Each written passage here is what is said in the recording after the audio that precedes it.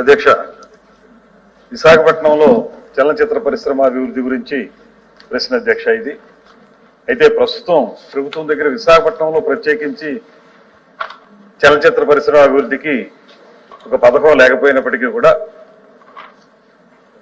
ఈ ప్రభుత్వం వచ్చిన వెంటనే హైదరాబాద్ లో ఉన్నటువంటి చలనచిత్ర నిర్మాతలను అందరినీ కూడా సమావేశపరిచి ముఖ్యమంత్రి గారు, ఉప ముఖ్యమంత్రి గారు ఆంధ్రప్రదేశ్ రాష్ట్రంలో చలనచిత్ర పరిశ్రమ అభివృద్ధి గురించి మాట్లాడడం జరిగింది అధ్యక్ష. దాంతోపాటు మనం చూసుకుంటే షూటింగ్లు కూడా తెలంగాణ కంటే ఆంధ్రప్రదేశ్లో ఎక్కువగా నడుస్తూ ఉన్నాయి. అదేవిధంగా చలనచిత్రాలకు సంబంధించినటువంటి ఆదాయం కూడా ఎక్కువగా మన ప్రాంతం నుంచే వెళ్తా ఉంది.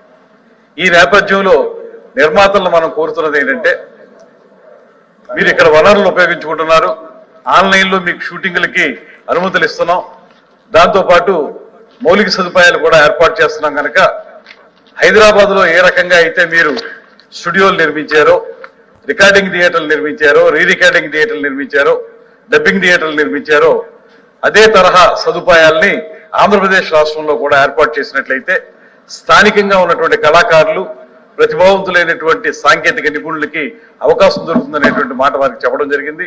ఈ మధ్యనే నేను చలనచిత్ర మండలికి ఒక లేఖ కూడా రాయడం జరిగింది. అతి త్వరలోనే మీరు ఒక సమావేశంలో కూర్చుందాం. ఆంధ్రప్రదేశ్ రాష్ట్రంలో ఒక విశాఖపట్నం అనే కాకుండా అన్ని ప్రాంతాల్లో ఆంధ్రప్రదేశ్ మొత్తంగా ఎక్కడ చూసుకున్నప్పటికీ కూడా అద్భుతమైనటువంటి లొకేషన్స్ ఉన్నటువంటి ప్రాంతం మన ఆంధ్రప్రదేశ్.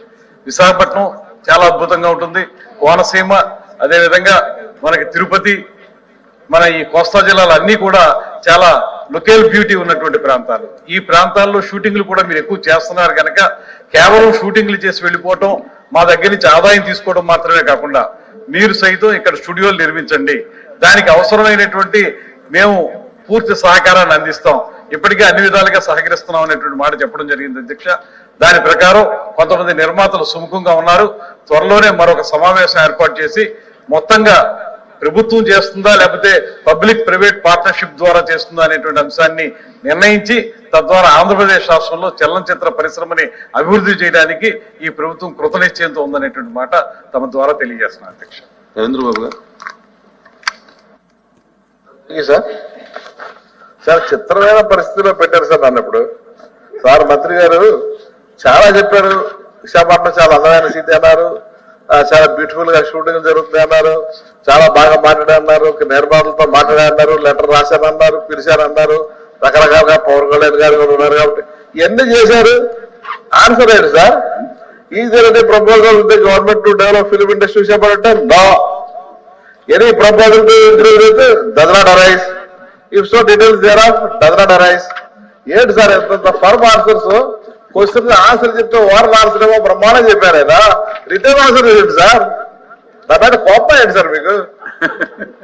కోపం అయితే రిప్లై సక్సెస్ ఇవ్వచ్చు కదా సార్. వీఆర్ అండర్ ఎగ్జామినింగ్, లేదా ఇట్ ఇస్ అండర్ వ్యూనో, under consideration, we are in the talks with film person. చాలా చెప్పారు చక్కగా, బ్రహ్మాండం చెప్పారు సార్. చాలా స్మార్ట్ మినిస్టర్ మీరు. అంత చెప్తే ఇదే ఆన్సర్ సార్. ప్లీజ్ సార్ దయచేసి మా మెంబర్స్ కోసం ఇది పర్మనెంట్ రికార్డ్ సార్. మీరు బయటకు వెళ్ళి చెప్పాలంటే ఎరా నీవంటే మంత్రి అసలు లేదా అన్నిటి no, does not arise, does not arise sir please. అధ్యక్ష, వారు రవీంద్రబాబు గారికి సినిమా అంటే ఒక ప్యాషన్. బయట కూడా చాలా సార్లు మాట్లాడుతూ ఉంటారు, బయట కూడా మాట్లాడుతూ ఉంటారు నాతోటి. ఫైట్ మాస్టర్ లా కనపడండి. అంటే వారు అడిగిన ప్రశ్నకి డెఫినెట్ గా డస్ నాట్ అరైజ్ అధ్యక్ష. ఎందువల్లంటే స్పెసిఫిక్ యాక్షన్ ప్రోగ్రామ్ ఏదైనా విశాఖపట్నం మేరకు ఉందా అంటే ఎట్ ప్రెసెంట్ గవర్నమెంట్ దగ్గర అది లేదు అధ్యక్ష. అదే మనకి ఇచ్చారు. కాకపోతే ఆంధ్రప్రదేశ్ యాజ్ ఎ హోల్ మనం ఏ రకంగా దీన్ని అభివృద్ధి చేస్తాం అనేటువంటి అంశం మీద నేను మీకు వివరంగా చెప్పేది తప్పితే విశాఖపట్నానికి ఎగ్జాక్ట్ గా ఇప్పుడు ఏ రకమైనటువంటి ప్రతిపాదన లేదు. కాకపోతే ఇప్పుడుగా నిర్మాతలను పిలిచాం, నిర్మాతలతో కూడా మాట్లాడుతున్నాం, వారితో కలిసి వారి నుంచి కూడా స్టూడియోలు నిర్మించే విధంగా అది విశాఖపట్నం ఖచ్చితంగా అందులో కూడా ఉంటుంది. వారు నిర్మాతలు ఏ రకంగా ముందుకు వస్తారనేటువంటి మాటను చెప్పి తర్వాత మేము ఒక యాక్షన్ ప్లాన్ తయారు చేద్దాం అనేటువంటి మాటతో వెయిట్ చేస్తున్నాం. అప్పటి వరకు ఇక్కడ ఏవైనా స్పెసిఫిక్ యాక్షన్ ప్లాన్ లేదు కనుక మీకు లేదనే చెప్పాం. కాకపోతే మా ఫ్యూచర్ ప్లాన్ ఏంటో కూడా మీకు తెలియాలనే ఉద్దేశంతో నేను వివరాలు చెప్పడం జరిగిందండి.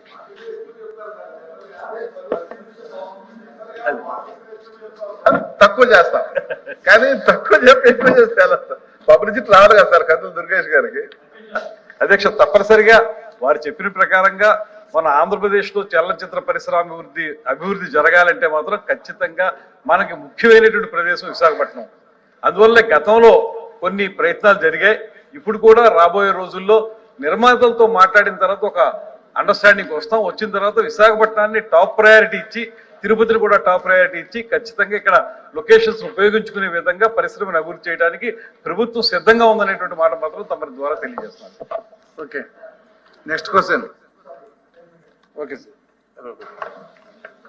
మంత్రి గారు వచ్చి అడిగిన దానికి సమాధానం అయింది సార్. దానికి రిలేటెడ్ గా ఇప్పుడు డోంట్ మైండ్ పాజిటివ్ గా తీసుకోవాలని చేయరు మీ ద్వారా మంత్రి గారిని కోరుతున్నాను. విశాఖపట్నంలో గత ప్రభుత్వాల్లో ఒక సినిమా స్టూడియోకి వచ్చి ల్యాండ్ కేటాయించడం జరిగింది. పూర్వపరాలకు వెళ్ళొద్దు, కానీ దయచేసి నా తాలూకా సబ్మిషన్ అంటే మీ ద్వారా మంత్రి గారికి ప్రభుత్వాన్ని కోరుతుంది ఏంటంటే, దాన్ని త్వరగా యాజ్ గా ఏ ఆబ్జెక్టివ్ అయితే మనం ఇచ్చామో, ఏ ఆబ్జెక్టివ్ తో అయితే అక్కడ డెవలప్ అవ్వాలని కోరుకున్నామో, సిటీ కానీ లేదు ఇండస్ట్రీ కానీ, అది కొనసాగేటట్టు ప్రయత్నం చేయాలనేది మీ ద్వారా నేను మంత్రి గారిని కోరుతాను. మంత్రి గారు, సత్యనారాయణ గారు చెప్పినట్లుగా ఇది ప్రభుత్వం చాలా ఎక్కువగానే పరిశీలిస్తుంది అధ్యక్ష. కాకపోతే దీనికి ఒక కొత్త పాలసీని కూడా తీసుకురాబోతున్నాం సినిమా పరిశ్రమకు సంబంధించి.